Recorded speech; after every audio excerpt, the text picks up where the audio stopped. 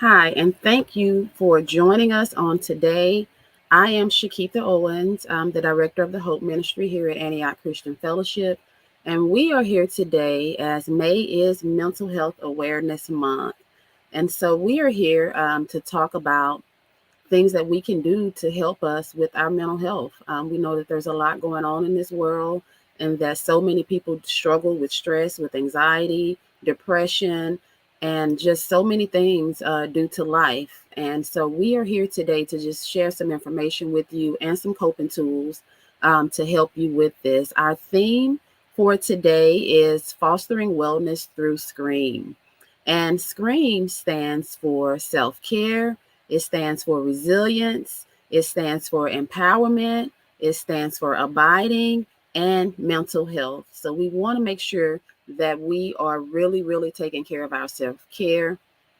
And we want to make sure that as we're taking care of our self care, that we are able to be resilient, because we know when stress in life comes, we want to be able to battle against that adversity. And the only way that we can do that, we know that we need the Lord to help us bounce back, but we got to be able to have some tools on board to help us as well. And we will be empowered as well as we are doing that. So, just grateful to be here today. And again, thank you all for being here. Our scripture that goes along with our theme comes from Psalms 34 and 18. And that scripture just says that the Lord is near to the broken heart and saves the crushed in spirit. And that is from the English Standard Version. So just make sure that you have a moment to just go back and just read on that scripture to help us and help yourself as well.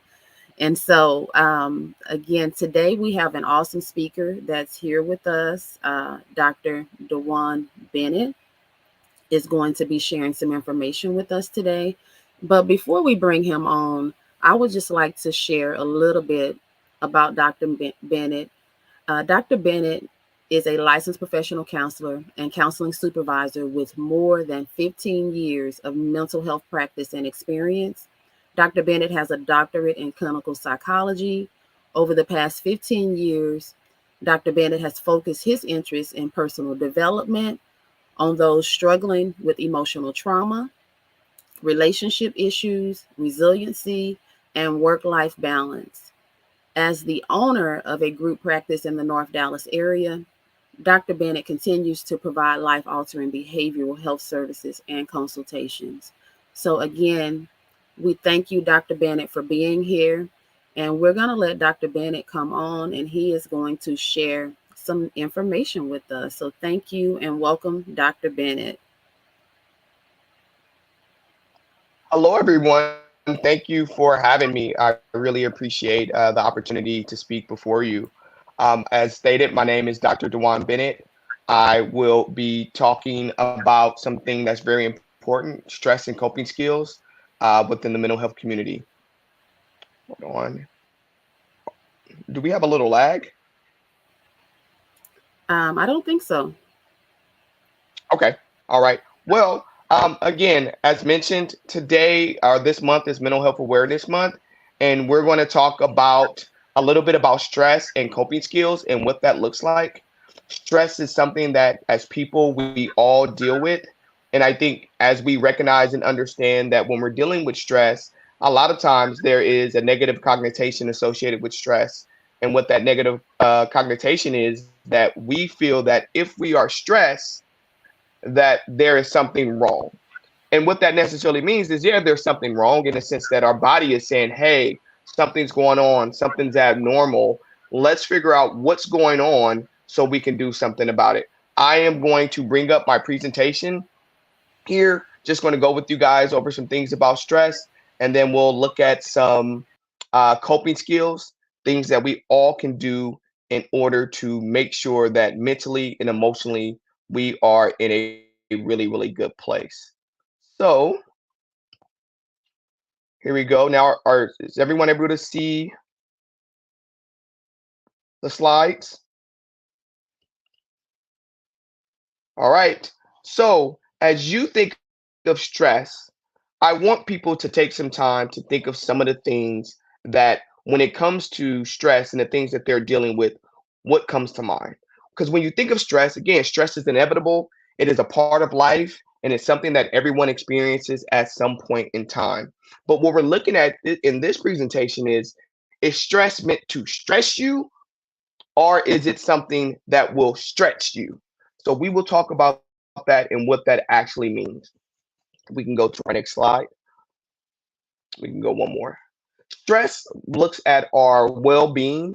And so when we're talking about stress and we're talking about well-being, chronic stress can take a toll on our bodies, both physically and mentally. So when you're talking about stress, sometimes you feel the stress before you even know what's going on, right? Sometimes you feel tired, you feel fatigued, you don't feel like you have a lot of energy.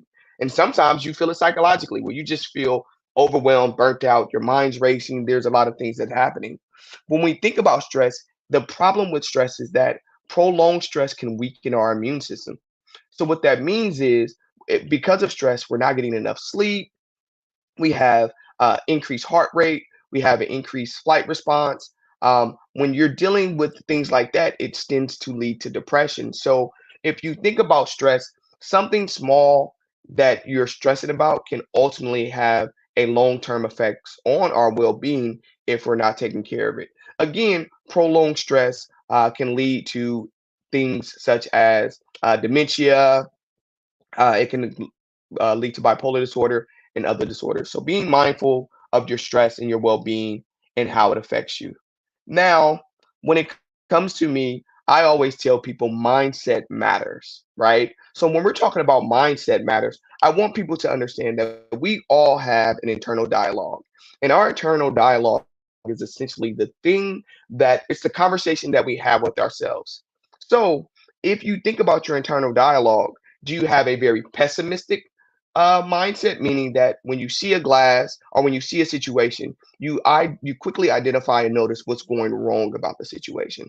So when I say mindset matters, more often we find that people who have a negative mindset or a negative attitude about things find themselves in a situation where they are constantly dealing with stress. Now, again, too much stress can be debilitating. And what I mean by debilitating is that, all right, you find yourself overly stressed because of things that are happening within your work life, your family life. So now, those things that you need to do, such as clean your home, or you have a project that you need to do for work, or you're simply just trying to take some private time with God and pray. And now, because there's so many things that are on your mind, you can't even focus on your prayer. So when we're talking about stress being debilitating, that's when you see it. But again, understanding your mindset and understanding how your mindset plays a role into that can be very, very difficult. So let's look at some common sources of stress that we all deal with. Now, I always tell people, especially my patients within my counseling practice, it's important to understand that we all deal with stress. Stress is something that affects everyone. So when a person says, I'm stressed, in my mind, I'm like, yeah, of course, right? Because you have life. You wake up, you have bills, you have a commute to get to work, you have your children, you have things that are going on in your family. There are so many variables and factors that contribute to our stress. We kind of wake up dealing with stress. But here are some of the common stressors that you see with people that a lot of times we're aware of and sometimes we're not. Work. I think work and the things that the demand on your time, your effort, and your energy plays a big role in stress. A lot of people they have deadlines that are unrealistic. We as individuals sometimes deal with imposter syndrome, right, which causes us to be perfectionists, or we feel like we need to do everything on our own. So that contributes to our work related stress. Financial stress. I mean, we're dealing with inflation and you know per household groceries now cost $300 or $400 more a year. I mean, a month than what they did last year. So you have gas prices going up. You have inflation. You have financial issues. Your cousin, your auntie, your brother, your sister is asking to borrow money. You have people in your life that are constantly taken from you. That adds to our stress. I think relationship problems. I think when you think about our relationships, these are the things that we hold dear to our hearts. Whether it's our relationships with our spouse our relationships with our children, our family, our friends. Relationships can be stressful at times. You have children who, no matter what's going on, no matter what information you give to them, they seem to not listen or get it right. You have a spouse that at times it seems like you guys are enemies and you guys are constantly battling and fighting. All those things can play a role and affect our ability to maintain high levels of stress. Chronic health. I think there are people that have ongoing health issues that over time it feels like they're just beating you down. It feels like no matter what you do, no matter what doctor visit you go to, what medication you take, what study you participate in, these things are constantly affecting you.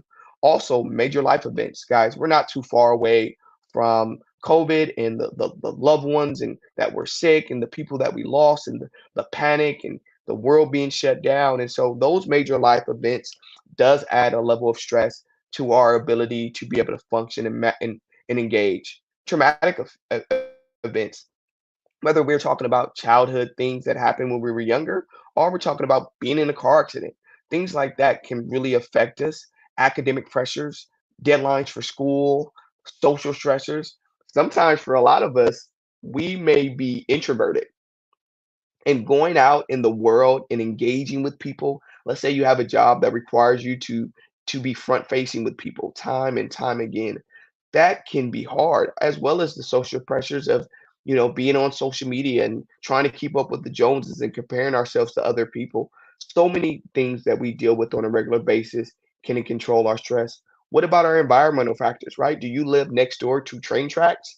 Do you live next door to construction? Are you in a new community where they're building homes around you and you're constantly hearing the hammering and the trucks and things of that nature?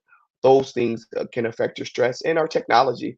I think things not working in the way that they can are all ways in which we are affected by stress. Now, I will say this, not everything that we are dealing with may have made it on this list, but it is important for us to recognize and understand the different type of structures that we deal with on a regular basis and how those things can affect us. As we look at different ways and different things that we can do to better manage our stress, you will see and understand why it's important to have healthy coping skills. All right. So previously we talked about our mindset and we talked about how having a negative mindset can affect you. Now we will look at the opposite, positive mindset. When you think of a positive mindset, we think of individuals who tend to view stress as a challenge. So when they have things that are happening in their lives, they're saying to themselves, hey, what's going on? What is something I need to do about this? Are these things happening? Why is my boss challenging me? Why are my kids challenging me? What is happening? Is God talking to me? What is God trying to tell me? Right? So I always make sure people understand that when we're dealing with stress, sometimes it's not about really what's happening to us, it's about how we respond to it.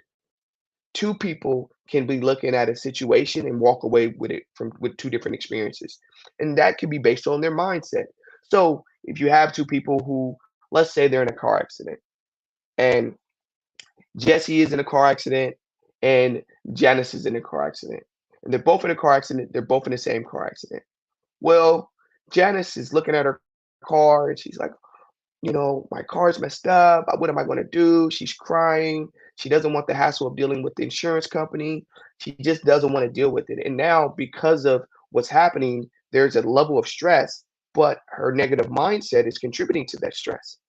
But on the other end, you have Jesse, and Jesse's in the same car accident. Jesse's like, oh, well, Jesse thanks God that they are safe. Jesse reaches their hands up, says a prayer, ask God to watch over them and keep them safe. And then Jesse goes and say, well, hey, I have car insurance. My car insurance will take care of it. I'll get me a rental and I'll get to work. Those two people and how they looked at the situation is going to determine their responses to it. So when you hear me say mindset matters, what I'm really talking about is how can the things that you experience, what are the different ways that these things can have a positive effect on your lives? I'm gonna tell you guys a quick story. about me. I am originally from the Bay Area, so I'm from Vallejo in Oakland, California area. I was raised in a single parent household. My mother, when she was 16, that's when I was born. My mother worked a lot. She was a nurse. She was always at work.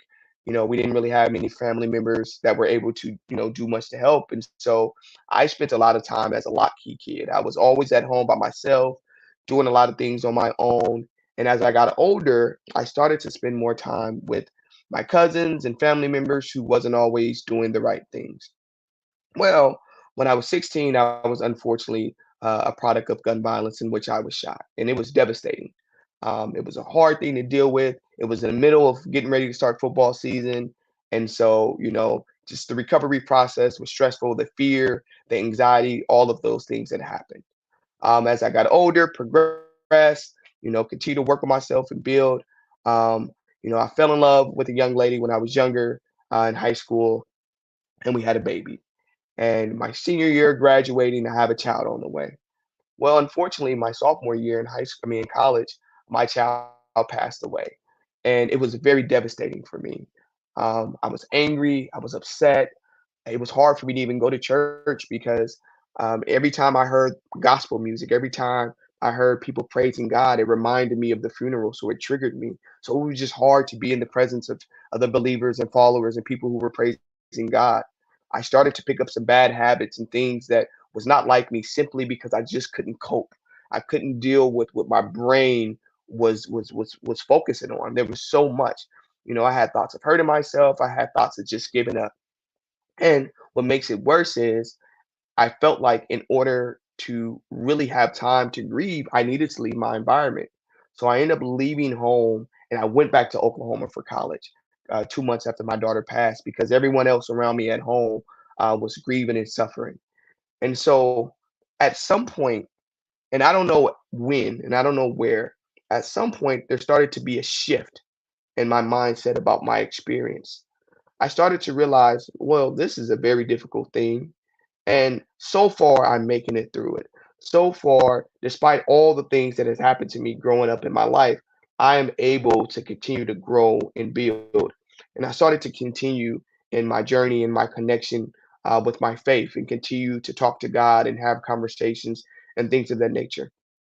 And then one day, I started to realize, based on all those horrible things that I had experienced in my childhood, I had been stretched a little.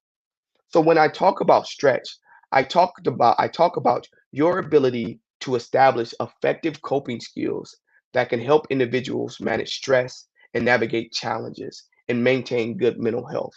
And so somehow, somewhere along that way in that journey, there were things about whether the information that I was receiving from my therapist, whether it was just my connection with my spiritual community that allowed me to feel that, hey, for what all these negative things that I probably would have definitely never wanted to happen to me or anyone else, I started to feel like it was allowing me to become stronger. And we've all heard the term to a certain degree, what doesn't kill you can make you stronger. So in our next slide, when I'm talking about stretch, I'm really talking about a person's ability to take themselves and grow a little bit based on their ability to have some sense of understanding about what happened to them and what's going on. Now, please understand. I'm not saying, hey, that assault or, that abuse or those things that happened to you, those things happened to you because it was supposed to make you a better person. That is not what I'm saying at all. But what I am saying is, as we think about the stressors that we're dealing with in everyday life, as we're dealing with pressures again from our boss, as we're dealing with deadlines, how can we view these things as opportunities to stretch us and make us a little better? What we're really talking about is improving your stress tolerance. Meaning, if I can handle a little more stress, I can do a little more with my time.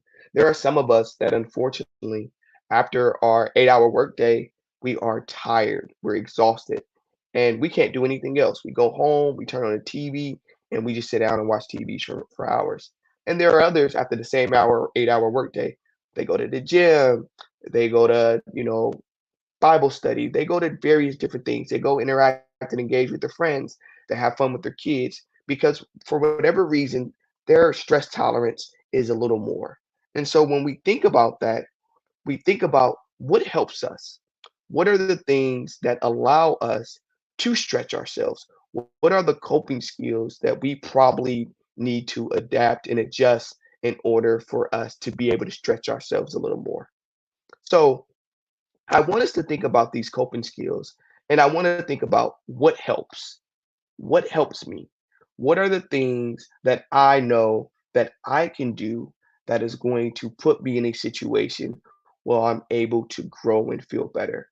And so when you think about what helps, one of the things that you think about is there's aspects of going through all the different things that we go through that can help our mindsets, right? So when we think about what helps us, we want to look at mindfulness and meditation. Mindfulness is an opportunity to be mindful and be connected to your breathing and your thinking and your focus. So when you see a lot of people who they practice yoga or they practice relaxation techniques, what they're trying to do is they're trying to position themselves to be able to mentally and emotionally connect with themselves and be able to process information in a healthy way, right? Be able to be in control of your breathing. Think about this. You're about to get up in front of your job and your boss invites you to present in front of, he tells you it's going to be a small group of people. I just want you to tell everybody about the great work you're doing. And then you jump on the Zoom call and it's over 400 people. What happens? We start to panic, we start to worry, we start to have out of control breathing, we start to get nervous. Well, mindfulness is an opportunity to help us calm and relax our mind, calm and relax our breathing, and focus on things that can really help us. So when you find yourself sometimes being overwhelmed, taking an opportunity to engage in some type of deep breathing technique, some type of relaxation, some type of writing, things of that nature that allow you to focus can be helpful. Also, physical activity. I always encourage people to realize that when our bodies are stressing, that means our body is producing a hormone which we call cortisol. And a lot of times when our body is stressful, then there's endorphins and there's cortisol that is now causing our body to start to get a little overwhelmed. Well, one of the best things you can do for yourself if you're a stressful person, if you find yourself always stressed, is for 20 minutes a day, go out and get some sun. That 20 minutes a day is going to give yourself serotonin, which is a happy hormone. And so the more sun that you get, the more that you're out walking, just walking from from your driveway down to the end of your block and back down, just for 20 minutes. That in itself has shown significant reduction in stress, depression, um, cardiovascular issues. There's so many benefits of just engaging in physical activity. I think, unfortunately, when we think of physical activity, we think of, well, I have to be able to go to the gym for 20 minutes, for 30 minutes, for an hour. The reality is, 5 minutes of something is better than no minutes of something. And so if you can just be physical for 5 minutes by doing jumping jacks while you're watching TV, push-ups, any of those things, your body's going to start to produce endorphins that are going to kind of combat that cortisol because your endorphins are a happy hormone. Engaging in healthy lifestyle habits, right? Hanging out with friends, being social. I always tell people the biggest combative to depression is socialization, right? And they're like, well, what does that mean? Because when I am stressed and I'm annoyed, I'm angry, I don't want to talk to people. And I can understand how that can feel hard. But when you are around people, you're creating a healthy lifestyle. When you are around people, you're allowing yourself to engage in the social support. And your friends, what they tend to do is you're at home, you're worried about work. Your friend Janice gives you a call and she says, hey, let's go out to lunch. Let's have lunch. And you're like, no, I don't want to go. And she's like, well, I'm coming to get you anyway. So now you go out, you and Janice, you're laughing, you're joking, you have fun. What happens? That 4 hours that you guys were hanging out, it gave you time to decompress, to not think about those things that are bothering you. So something as simple as engaging in a healthy lifestyle, managing the food that you eat, making sure that you're mindful of what you're seeing every day. If you're spending hours watching the news and all the things that are going on around the world, that can contribute to a very stressful environment. So being mindful of those things does play a significant role in your ability to manage yourself and your emotions. So when you think of your healthy lifestyle, when you think of engaging in social support, think about the importance to people in that and how they can play a role as a coping skill for you, as well as time management. I always tell people that sometimes we put a lot of things on our plate, but what we fail to do is to properly manage our plate. We don't make sure that we're giving ourselves the proper allocated time that's needed in order to get these things done. So when you're thinking about time management and how that can really help with your stress, be mindful of that. Make sure you're getting proper rest, right? That goes back into our lifestyle. If I'm only getting 5 hours or 4 hours of sleep a night, or I'm getting 12 hours of sleep a day and then taking an hour nap, that's going to affect my body and my body's ability to function simply because I'm not managing my day right. So being able to do that can really, really help with your stress. As we mentioned earlier, relaxation techniques, deep breathing. There are some people who use things such as fidget spinners and different things to kind of just allow them to help them relax. You have the medicine balls, various aspects of relaxation techniques that people do. Seek professional help. Obviously, this is Mental Health Awareness Month. And I tell people all the time that our mental health is about our ability for our brain and body to function well, our mindsets. That's really what we're talking about when we're talking about mental health. And there is definitely a distinct difference between mental health and mental illness. The fear is that most people feel like, hey, if I'm going to talk to a therapist, then that means something's wrong with me. And in reality, that's not the case. Yes, there is a portion of people in the world who have a mental illness. And when we're talking about mental illness, we're talking about schizophrenia, bipolar disorder, dementia. There's things that obviously affects our brain and our ability to process information correctly and respond to that information based on the way that we're processing it, right? So when that's off, that's a mental illness. But when we're talking about mental health, that's just looking at the health, the level of health that is associated with our bodies, our mind's ability to process the information in the world and respond to it. The healthier you are, the healthier your mental health.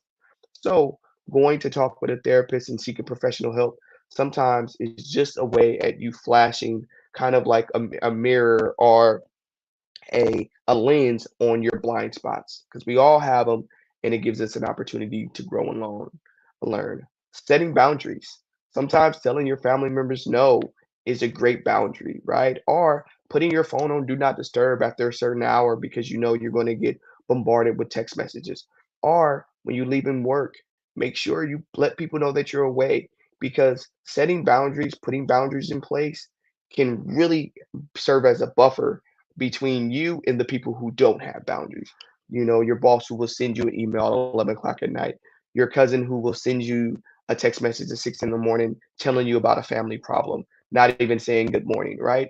Putting simple things in place like away from office or do not disturb or saying no can be very, very helpful boundaries to set.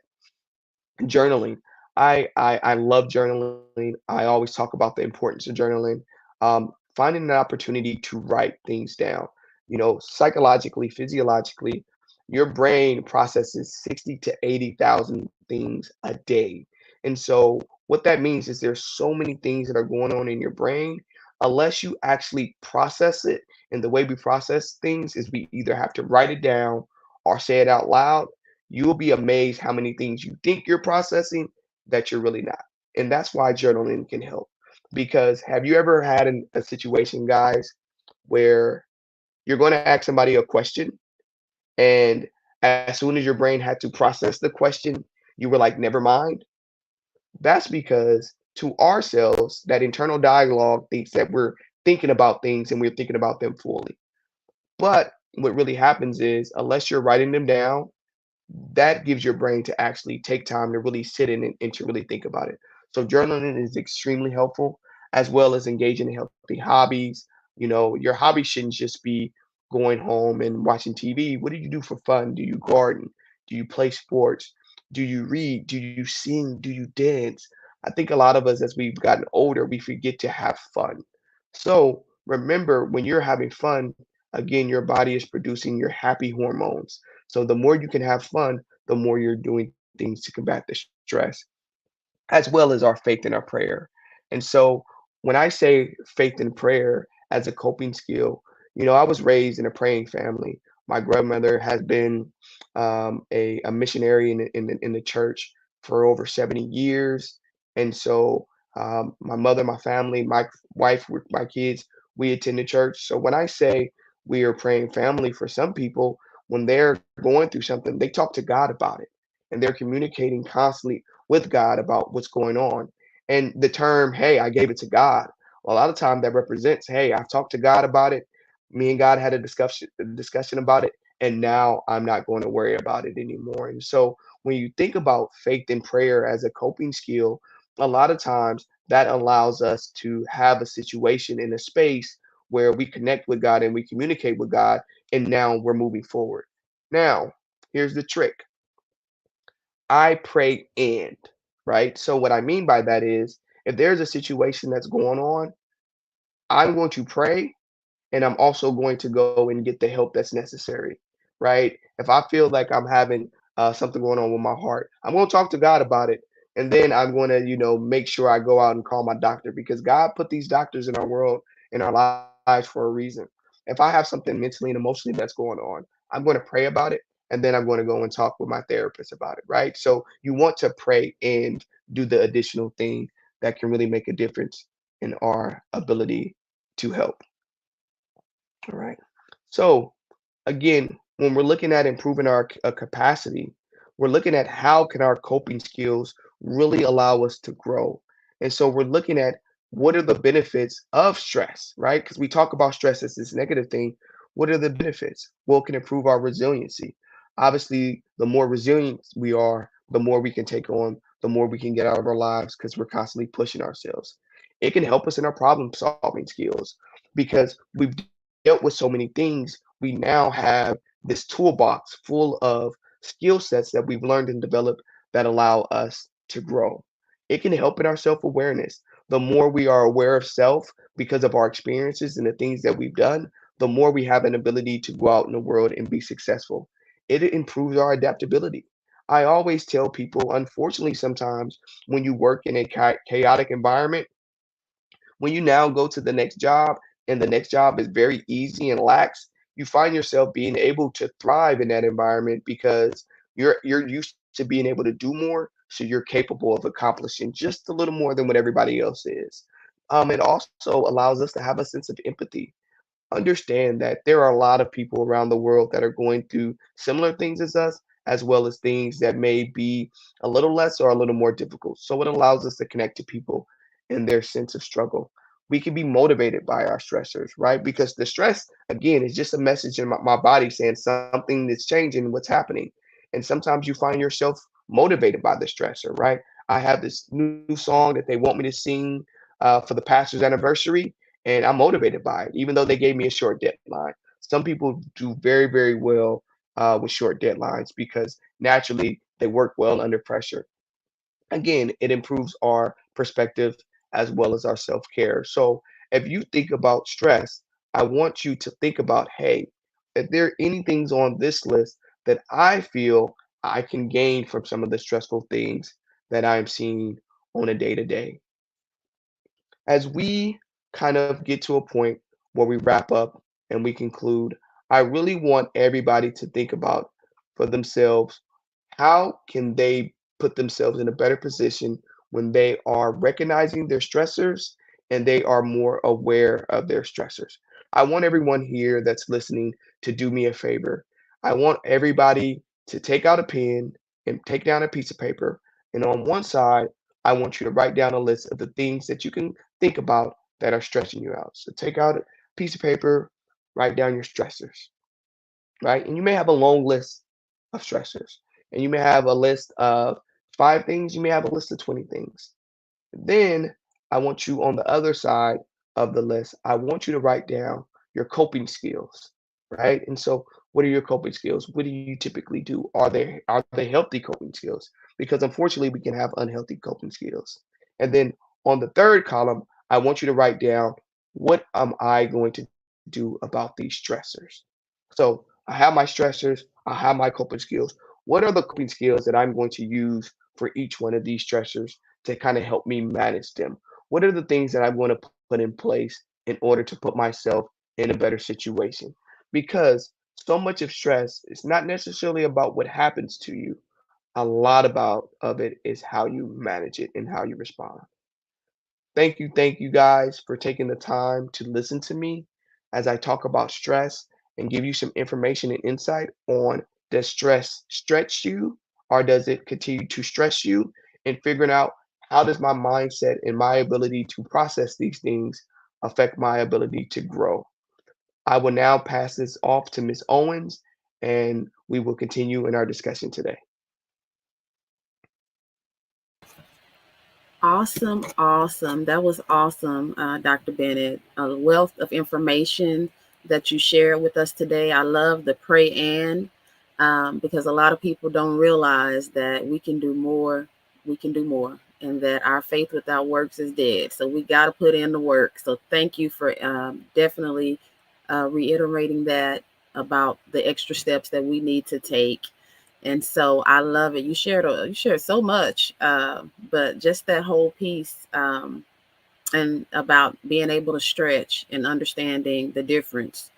Um, and I got notes everywhere, but understanding the difference that you shared about the stress and the stretch and what that looks like. So I just thank you for being here today and sharing with us. And I wanted to see if we have any questions from our audience at all.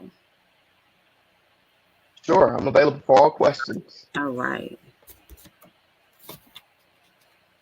Brother Fain, do you know if we have any questions from our audience that you can see?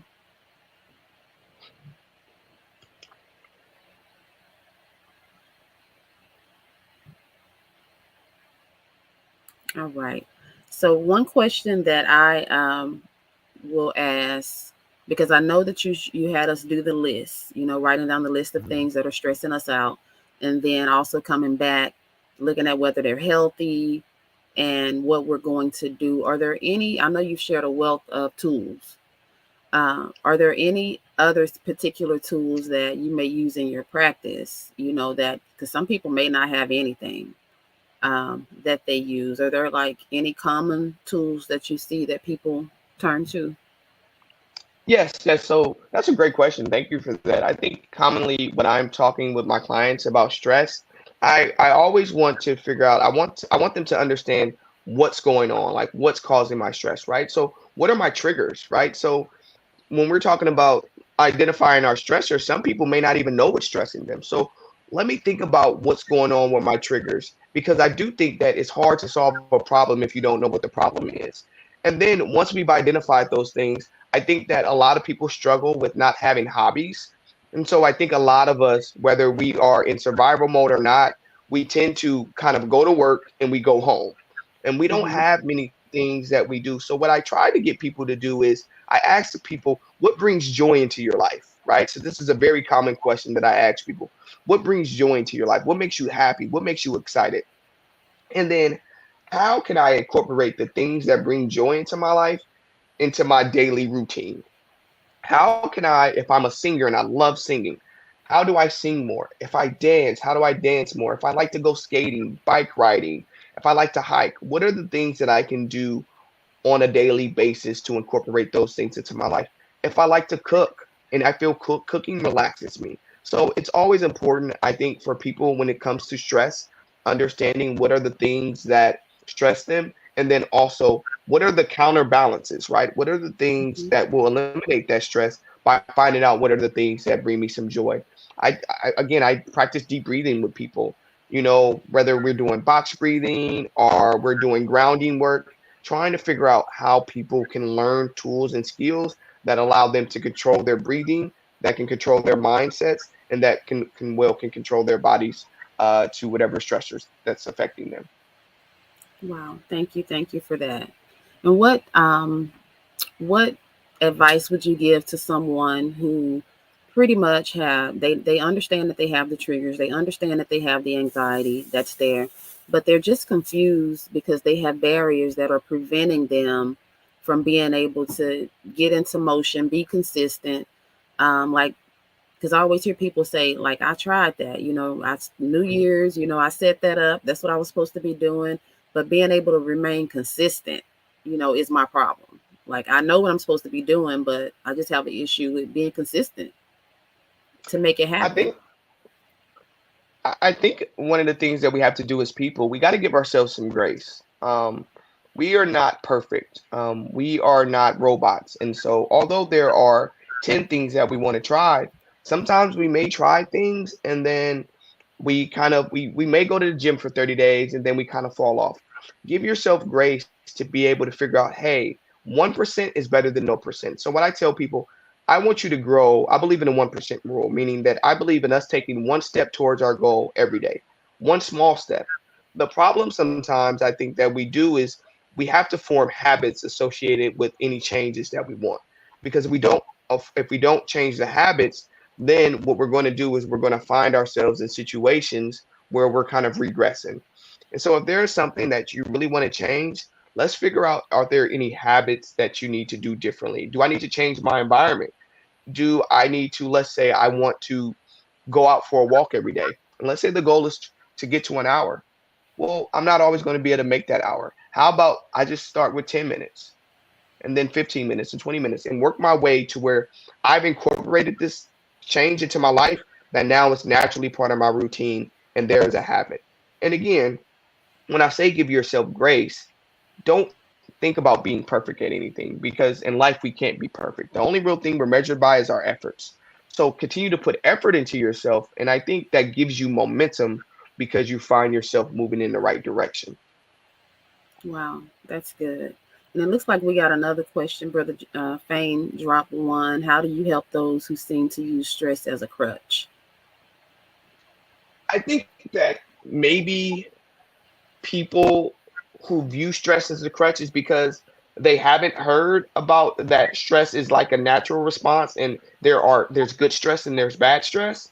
Hmm. So what I try to do is I try to, sometimes that's where a little psychoeducation comes in, where we talk with people about stress and like what it is and why it's in place, right? Because our stress kind of incites our fight response, right? That's our body's natural response that, hey, something's going on, do I need to do anything? And what I tell people a lot of times is every day you deal with good stressors and you deal with bad stressors. I give you an example. I for I had to do a presentation a couple of weeks ago, and they literally asked me last minute. They had somebody drop out. Initially, they went with another speaker. That speaker couldn't do it, and then they came to me and said, "Hey, could you do this for us literally tomorrow?" And I hadn't prepared for it. I hadn't had the presentation ready because they told me they didn't need me. And so although it was a stressful situation, it was good stress because it was something I was actually excited to speak about. It was an organization that I was excited to speak with. And so although my body said, "Hey, panic, panic," mentally and emotionally that was a level of excitement actually that my body was having to this challenge that I was facing. So what I say is sometimes we can educate people on how stress actually can affect them. But then, if they're using it as a means of a crutch or it's debilitating for them, we can kind of better understand why because maybe there's more to that story. So maybe we can ask some additional questions to figure out why it's debilitating. Okay, that's good. Thank you so much for that, Dr. Bennett. And so I just want to, again, thank you for taking the time out of your Saturday morning to be here today. And I just want to give you an opportunity to share with our audience in case anybody wanted to reach out to you or have, any additional questions where they may be able to reach you. Yes, yes. So you can find me, and I apologize. I meant to have this on my slide. You can reach me at dbennettcounseling.com. So that's my website. I have and so that's my website. I have a Facebook page, Dewan Bennett Counseling.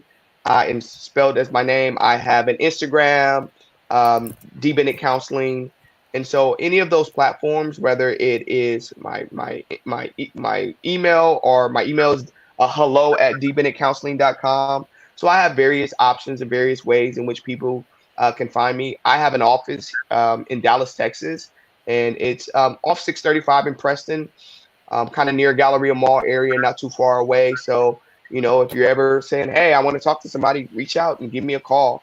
But I think in general, reaching out, having a counselor in your phone, having somebody to say, hey, if there's something going on within my family, I have somebody, or within my personal life, I have somebody to reach out to. So whether you're reaching out to me, you're reaching out to Ms. Owens, or the millions of others or thousands of other great counselors that have here in the world, I think it's important to have that information just stored in your phone and kind of go from there. Okay, awesome. Thank you so much, Dr. Bennett. And so we are going to now, the Hope Ministry will be providing you all with some coping tools. And so we're going to come on, and we have Brother Jones who's going to come in, and he's going to do some box breathing with us. And then we also, I will come back, and then I will also be doing some progressive muscle relaxation with you. And so a lot of these things we know Dr. Bennett has already shared with us, but we are just going to actually do it so you guys get an opportunity to practice these things. And we have Brother Fain here as well. So he's going to be joining us. And we're just going to go through the process. So the Hope team, Dr. Bennett, if you want to hop on and do it as well, because even though we're in this profession, even though we're doing this for the Mental Health Awareness Month, we all struggle with our mental health at some point. I mean, because we are all human, we all have emotions, we all have feelings, and so nobody is exempt from dealing with emotions and their mental health. So we want to make sure that everybody, I don't care if you are a leader at the church watching, if you're watching, then hop on and participate. And so I'm going to give the floor to Brother Jones. He can share a little bit about himself if he would like, and then he can go ahead and hop in and get us started.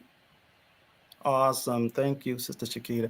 And also, thank you, Dr. Bennett, for again spending a portion of your valuable time with the Hope Ministry and being available to do these things and share your insight and techniques with us. Thank you so much. Um, um, I am Brother Jones at Antioch Christian Fellowship, and I'm a 20-year combat military veteran and also a mental health professional. I worked at MHMR for 5 years, helping those with coping strategies to be able to reduce problematic symptoms, whatever they may be. And some of the things that Dr. Bennett shared are awesome. As we know in the mental health field, that everything begins with a thought. And depending on our thought, whether it's positive or negative, can influence our emotions and our feelings, which would also influence our behavior and our actions. So the more that we control in any negative thoughts, the more that we're able to control our feelings and emotions, and the more we're able to control our behavior and actions. So I wanted to come on and talk about some in the moment things that you can do. Walking, listening to music, and all of those things are great. However, what if you're in a situation where you can't listen to your music? You're on the job. What if there's a situation where you can't go for a walk because it's raining outside or storming? So I want to give you some practical in the moment technique that you can utilize anywhere. So you can keep this in your tool belt regardless of where you are. And it's called square breathing, or some label it as box breathing. And the reason they do that is because there's a technique that you do, and you do it 4 times. And we'll go through that not quick. We'll go through that briefly, how to do box breathing. And this is a tool that you can have in your tool belt, regardless of where you are. And, we're talking about stress. Regardless of where you are, you can utilize this technique in the moment. So the first thing we're going to do is prepare ourselves to do this square and or box breathing. I'll refer to it as square breathing. So in the moment, what we'll do is we'll exhale all of the air out. So go ahead and do that. Just take a moment to just exhale. Breathe out of your mouth. The next step in square breathing, as you breathe out, maybe count to 4, like 1, 1,000, 2, 1,000, 3, 1,000, 4, 1,000, and then hold for another 4 seconds, or count to 4, 1, 1,000, 2, 1,000, 3, 1,000, 4, 1,000. Then you'll expand your diaphragm as you breathe in, and you count 4 as you're breathing in or inhaling, 1, 1,000, 2, 1,000, 3, 1,000, 4, 1,000. And then you'll hold at the top of that breath for 4 seconds, 1, 1,000, 2, 1,000, 3, 1,000, 4, 1,000.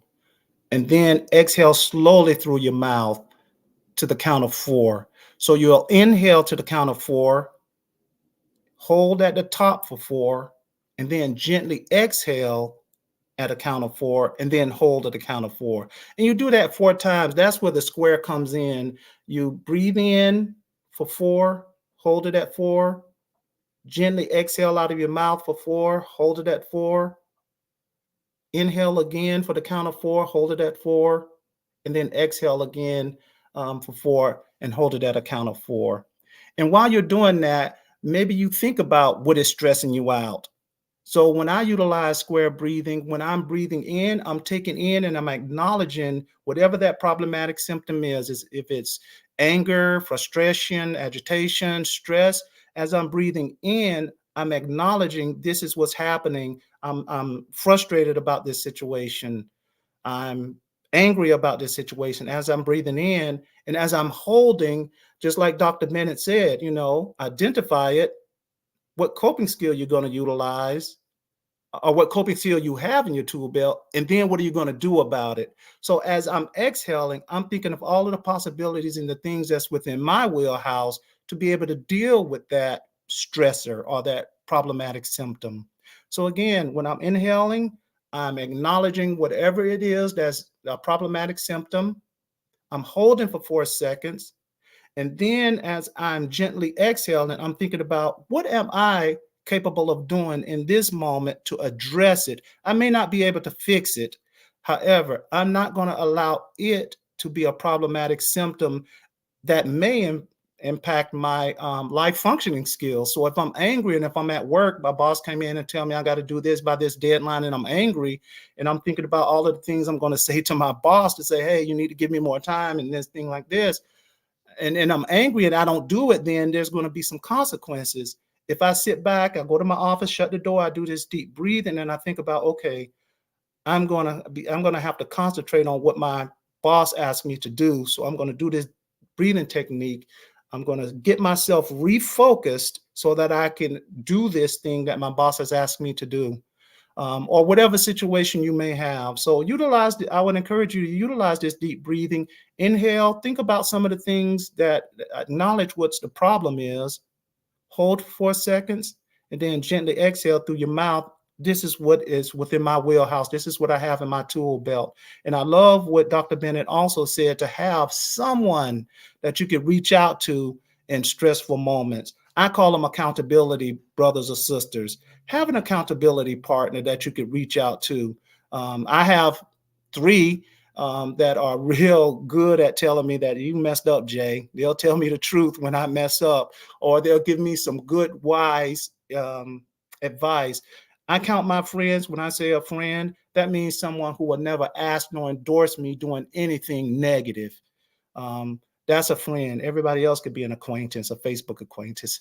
So I encourage you all to try to utilize this skill, practice, and put it in your tool belt so that when you're out and about and a problematic symptom arise, you can utilize this skill to kind of reduce that problematic symptom until you're able to reach out to someone or to find that coping skill that you have to reduce that problematic symptom. Thank you all for listening and giving me this platform to share that with you. And I turn it back over to Sister Shakita. Thank you so much, Brother Jones. That was awesome. I love the box breathing technique, and hopefully everybody's watching. Hopefully you got to participate and think through some of those stressors as you were doing it as well. And so I am going to move in. We're going to do a combination of progressive muscle relaxation with body scan as well. So one of the things that I want you to do before we start We should already be relaxed anyway if we've been doing this box breathing with Brother Jones. So I want you to close your eyes for me. And again, if you are driving, please don't. And if you are in a place, because some of these, when we're talking about progressive muscle relaxation, we are pretty much bringing, we're squeezing our muscles and then we're relaxing them. And so if you have health issues in any portion of your body in those areas that we're going to go through, please do not stress yourself to do it. If you have bad migraines when we get to the head, please don't do that as well. So I just want to make sure that everybody is safe as we're doing the progressive muscle relaxation, and we will get started. So I want you to first close your eyes for me. And I want you to, let's do the box breathing one time, as Brother Jones just instructed us, and hold it for those 4 seconds as you're inhaling, and hold 4 seconds. And then as we're exhaling for 4 seconds, and then we want to hold for 4 seconds. And that's just to get us in position. And now I want you to focus your mind down to your toes. We're going to start at the bottom and we're going to come up to the top. And I want you to start with your toes. And I want you to just think about and feel your feet for a moment and wiggle your toes. And now I want you to squeeze your toes as tight as you can. And we're going to count. And we're going to stay with the 4 seconds. And we're going to count 1, 2, 3, 4. And we're going to relax. 1, 2, 3, 4. And let's do it again. Let's squeeze our toes again. We're going to squeeze as hard as we can. 1, 2, 3, 4. And we're going to relax them. 1, 2, 3, 4. Just wiggle them around a little bit. And now we're going to move to our calf muscles. And the way that we're going to do our calf muscles, I want you to bring your toes towards you if you can. And we're going to count 1, 2, 3, 4. And we're going to relax. 1, 2, 3, 4. I want you to do our calves again. And just think about your calf muscles and where they are. Bring your toes towards you. 1, 2, 3, 4. And we're going to relax. 1, 2, 3, 4. And now we're going to do our shins. And with that, we're going to point our toes outward. 1, 2, 3, 4. And relax. 1, 2, 3, 4. We're going to do it again. Point your toes outward. And again, this is for our shins. 1, 2, 3, 4. And relax. 1, 2, 3, 4. Now I want you to think about your thighs. Think about where your thighs are. You can take your hand and just touch them, just to kind of bring a little mindfulness in. And I want you to squeeze your thighs as tight as you can. And we're going to count 1, 2, 3, 4. And we're going to relax. 1, 2, 3, 4. Let's try it again. Squeeze as tight as you can. 1, 2, 3, 4. And we're going to relax. 1, 2, 3, 4. Now we're going to move to our glutes. And so the best way to do this, if you're sitting in a chair, is to just kind of grab hold of to the couch or whatever you're sitting on. And I just want you to raise yourself up just a little bit. And we're going to squeeze as tight as we can. 1, 2, 3, 4. And we're going to relax. 1, 2, 3, 4. Let's try it again. Lift and squeeze. 1, 2, 3, 4. And we relax. 1, 2, 3, 4. Now we're going to move to our stomach. We're going to move to that gut. And I want you to squeeze your stomach as tight as you can. And we're going to count 1, 2, 3, 4. And relax. 1, 2, 3, 4. Suck it in again. 1, 2, 3, 4. And relax. 1, 2, 3, 4. And now we're going to make some muscles. And I want you to hold your arms up. And I want you to squeeze your muscles as tight as you can. 1, 2, 3, 4. And we're going to relax. 1, 2, 3, 4. Let's squeeze again. 1, 2, 3, 4. And now we're going to relax. 1, 2, 3, 4. And now I want you to take your arms and I want you to pull them back. And again, if you have back issues, don't try this. And I want you to try to squeeze you should feel your shoulder blades touching. And once you feel that, I want you to squeeze. 1, 2, 3, 4.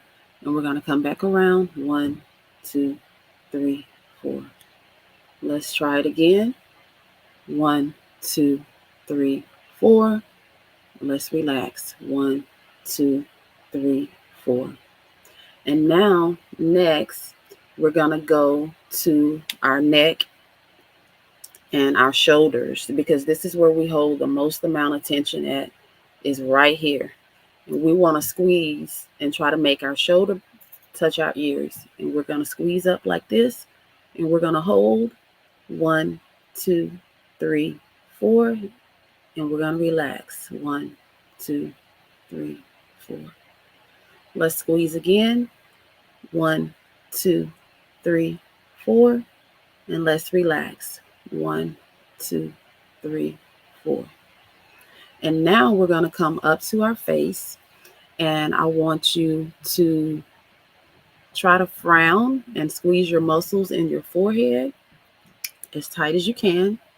1, 2, 3, 4. And relax. 1, 2, 3, 4. And again, if you deal with migraines, I want you all to skip this. We're going to squeeze our muscles in our eyes as tight as we can. 1, 2, 3, 4.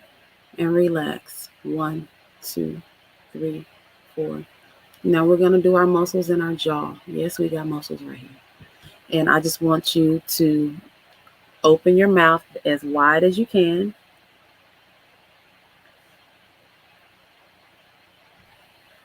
And relax. 1, 2, 3, 4. All right. I want you to open your eyes. And we're going to breathe in again. 1, 2, 3, 4. And we're going to hold. 1, 2, 3, 4. Let's exhale. 1, 2, 3, 4. And we're going to hold. 1, 2, 3, 4. All right. How does everybody feel? Hopefully we are loosened up. So that is progressive muscle relaxation, and it's taking us, we're doing that full body scan and taking us to every area. And there may be some additional ones, but those are the ones that we hit on today. And I hope that you all can get to a place to where you're able to reduce your stress. This is all about promoting relaxation and just helping us with our overall spiritual and our mental and our physical well-being. And I just want to make sure that anyone that is watching today, if you're in need of any type of mental health resources, you can always reach out to NAMI at 988. We have a mental health ministry here at Antioch Christian Fellowship. You can reach us at antiochcurrent.org. You can also reach us at hope at antiochcurrent.org. And you can reach out to your local community or county mental health organizations as well. Your jobs may have EAPs that can help you get mental health counseling. Most medical insurance provides mental health resources as well and will cover it if you've met your deductible. I know during COVID, a lot of insurance companies were kind of waiving a lot of those things so their people can get in and get the help that they need. But you will never know if you don't reach out and ask. So before we get off of here, I just want to check in with everybody to see if there's anything that you would like to share before we get off. I'll start with you, Dr. Bennett, as well. Thank you guys for having me. Miss Owens, Brother Jones, that was amazing. You guys had me over here relaxing. I got to go coach my son's football game here in a little bit, and so I needed that. So I appreciate it. Um, I I just want to say, I think, Ms. Owens, you hit on something that's extremely important with the EAPs, and those are your employee assistance programs. And with most companies, they offer the free sessions for you. I think that's a great, valuable tool to take advantage of. And thank you for bringing that up, because maybe that's something I should even mention. So, Yeah. um, that's kind of what I kind of wanted to say. I believe this is great. I think this platform and what you guys are doing for your community is very important. So, take advantage of the information, guys, that's been presented here today. I think it's been some great stuff. And Bro Jones, thank you for the box breathing. That was phenomenal. Awesome. Thank you so much, Dr. Bennett. Brother Jones, Brother Fane, you have anything you would like to share? Well, I'll say I've been blessed by it. I feel like I need to go pay my copay. I haven't really, I really haven't participated in this verbally, but I've been blessed by it. I really appreciate the focus on stress. The preventative. So we're not dealing with catastrophic events. Proactive versus reactive is always the best way. So I enjoy, or I appreciate all three of y'all's commitment to dealing with mental health and stress. And I know I was blessed by it, and I'm sure others were blessed as well. Awesome. Thank you so much, Brother Fane. All right.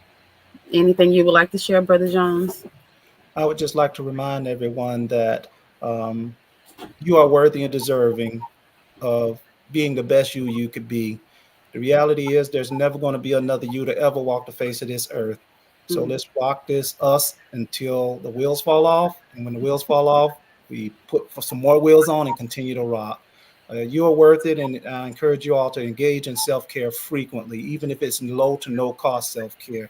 If y'all know me, I usually go get myself an ice cream cone or a couple of scoops of ice cream to kind of decompress.